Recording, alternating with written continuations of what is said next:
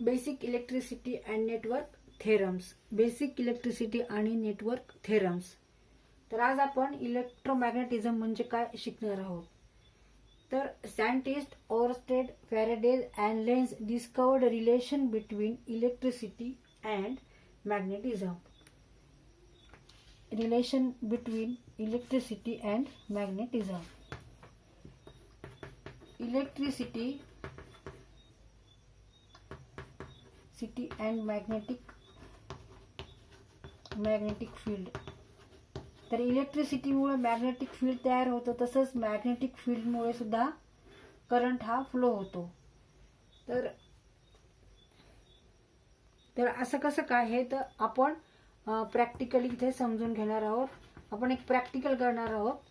तर एक कंडक्टर घेतलाय आपण आणि त्या कंडक्टर तो आपण एका बॅटरीला जोडलेला आहे.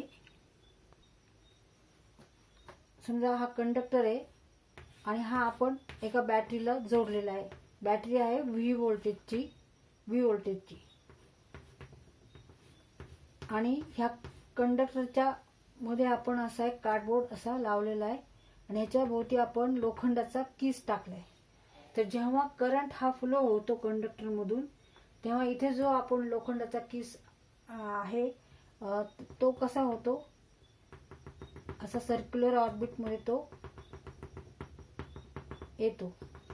मग ह्याच्यावरून आपल्याला काय समजतं, तर due to electricity there is magnetic field develop across this conductor. Iron filings. नंतर हा कंडक्टर आहे आणि सोर्स किंवा बॅटरी.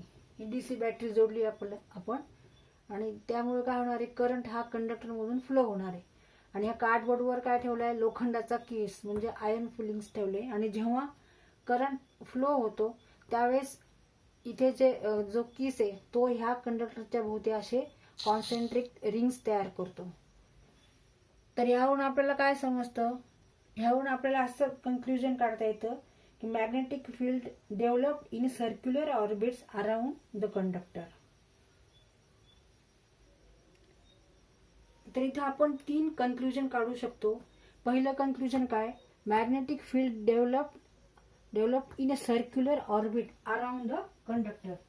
तर कंडक्टरच्या भोवती मॅग्नेटिक फील्ड तयार झाले, पण ते कसं तयार झाले, सर्क्युलर ऑर्बिट असे दिसत आहेत. ह्याचा अर्थ मॅग्नेटिक फील्ड हे कंडक्टरच्या भोवती तयार झालेले आहे. कशामुळे तयार झालेले आहे, करंट कंडक्टरमध्ये फ्लो होतो तेव्हा असे मॅग्नेटिक फील्ड सर्क्युलर ऑर्बिटमध्ये इथे तयार झाले. ते कशावरून आपण ठरवलं, तर लोखंडाचा कीस हा ह्या कंडक्टरच्या भोवती असा त्यांनी असे कॉन्सेंट्रिक रिंग्स केलेत. आता दुसरं कन्क्ल्युजन काय, iron filings are dense near to the conductor. कंडक्टरच्या जवळ जास्त आयर्न फिलिंग्स आहे, म्हणजे लोखंडाचा कीस जास्त कंडक्टरच्या जवळ आहे आणि तो असा कमी कमी होत जातो. जसं जसं कंडक्टर पासून अंतर वाढतं तसं तसं लोखंडाचा कीस हा कमी दिसतो आपल्याला. आयर्न फिलिंग थोडे कमी दिसतात. मग ह्यावरून कन्क्ल्युजन काय निघतंय, iron filings are dense near to the conductor. That is magnetic field is stronger near conductor and it decreases with distance. म्हणजे कंडक्टरच्या जवळ मॅग्नेटिक फील्ड हे जास्त तयार होतं आणि ते कमी कमी होत जातं त्याच्यापासून दूर गेलं की. आणि तिसरं कन्क्ल्युजन काय, higher is current flow higher is the magnetic field. जर करंट जास्त फ्लो केला तर मॅग्नेटिक फील्ड सुद्धा हे जास्त तयार होतं. म्हणजे कोणताही जर आपण असा एक कंडक्टर घेतला आणि तो जर आपण बॅटरीला जोडला तर ह्या कंडक्टरच्या भोवती काय तयार होतं, मॅग्नेटिक फील्ड तयार होतं आणि ते सर्क्युलर ऑर्बिटमध्ये त्याची डायरेक्शन असते. मग असं आहे का नाही, असं मॅग्नेटिक फील्ड तयार होतं का नाही हे बघण्यासाठी हा प्रयोग केलेला आहे.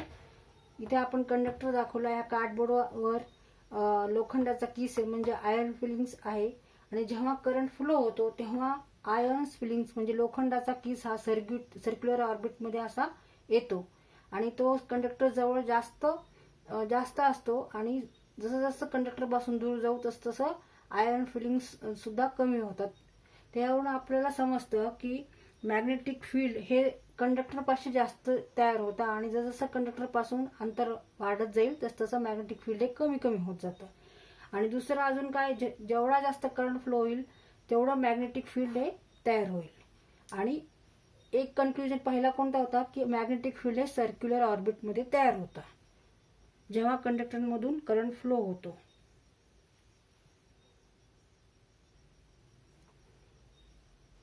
Electricity is generated by magnetic field and magnetic field is generated by electricity also, vice versa.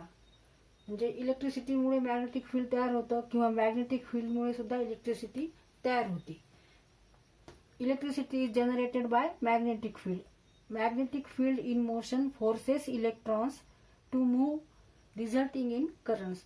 म्हणजे मॅग्नेटिक फील्डमुळे काय होतं, तर एक फोर्स तयार होतो की ज्यामुळे इलेक्ट्रॉन काय होतात, मूव्ह होतात, सरकतात पुढे, आणि त्यामुळे काय होतं, फ्लो ऑफ चार्ज होतो, म्हणजे करंट तयार होतो. आता एक्झाम्पल काय आहे, electricity is generated by magnetic field, तर इलेक्ट्रिक जनरेटर.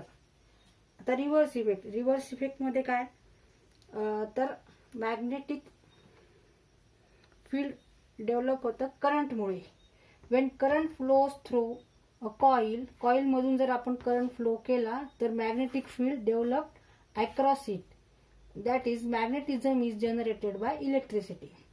इथे एक्झाम्पल्स काय आहेत, ट्रान्सफॉर्मर आणि अँटिना. आता त्याच्यानंतर आहे इलेक्ट्रोमॅग्नेटिक इंडक्शन. तर इंडक्शन हा शब्द हा नवीन इथे आहे. ते इंडक्शन म्हणजे काय, तर जेव्हा आपण बघितलं की करंटमुळे काय तयार होतं, मॅग्नेटिक फील्ड तयार होतं. तसंच जर मॅग्नेटिक फ्लक्स हा मूव्ह केला तर त्याच्या फोर्समुळे, मॅग्नेटिक फ्लक्सच्या फोर्समुळे, म्हणजे मॅग्नेटिक फील्डच्या फोर्समुळे काय होणारे, इलेक्ट्रॉन्स फ्री होणारे कंडक्टरमधले, आणि काय होणारे तयार, करंट तयार होणारे, इलेक्ट्रिकल करंट तयार होणारे. तर this process of producing current is known as an induction because there is no any physical connection between conductor and the magnet. आता आपल्याला माहिती आहे की कंडक्टर मधून जर आपण करंट फ्लो केला तर काय तयार होत आहे, मॅग्नेटिक फील्ड तयार होतो कंडक्टरच्या अराउंड, हे आपल्याला माहिती आहे. म्हणजे इलेक्ट्रिसिटीमुळे मॅग्नेटिक फील्ड तयार होतं कंडक्टरच्या अराउंड असं तयार होतं.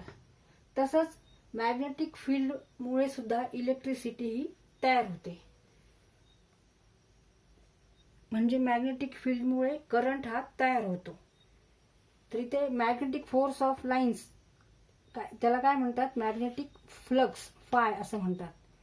तर वेन मॅग्नेटिक फ्लक्स मूव्ज, जेव्हा असं मॅग्नेटिक फ्लक्स मूव्ह होतं, म्हणजे फील्ड मूव्ह होतं, तेव्हा त्या फील्डमुळे, त्या फ्लक्समुळे काय होतं, त्या लाईन्स, मॅग्नेटिक फोर्स ऑफ लाईन्समुळे काय होतं की कंडक्टरमध्ये जे फ्री इलेक्ट्रॉन्स आहेत त्यांना एक फोर्स मिळतो, असा फोर्स त्यांच्यावर येतो, आणि त्यामुळे काय होतात, ते इलेक्ट्रॉन्स मूव्ह होतात, ते पुढे सरकतात, आणि ते पुढे सरकल्यामुळे तयार काय होतो, करंट तयार होतो, which produce and electrical current.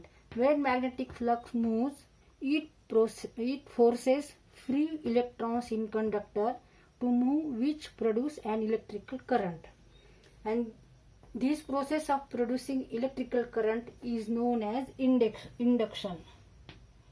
तर इंडक्शन का म्हणतात, कारण तिथे कोणताही फिजिकल कनेक्शन नाहीये, because there is no any physical connection between the conductor and the magnet. So such a current is known as induction. such a process of producing current is known as induction. त्या प्रोसेसला काय म्हणतात, अशा प्रोसेसमुळे हा current तयार होतो, त्या प्रोसेसला काय म्हणतात, इंडक्शन म्हणतात. तिथे काही सुद्धा फिजिकल कनेक्शन नाहीये कंडक्टर आणि मॅग्नेटमध्ये, तरी सुद्धा काय होतं की करंट तयार होतो, मॅग्नेटमुळे काय होतं, करंट हा तयार होतो. मग त्या प्रोसेसला काय म्हणतात, इंडक्शन असं म्हणतात.